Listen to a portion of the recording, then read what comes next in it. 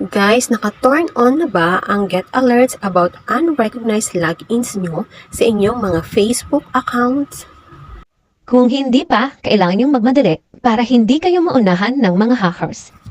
Guys, kung gusto nyo agad malaman na merong isang scammer na gustong i-hack ang account nyo, kailangan naka-turn on to.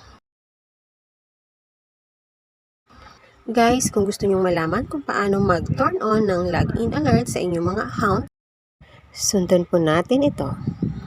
Okay guys, simulan na nating i-turn on ang ating notification alerts para maging safe ang ating account. May sakit ang lola nyo pero kailangan magtrabaho. Kailangan nang i-capsule.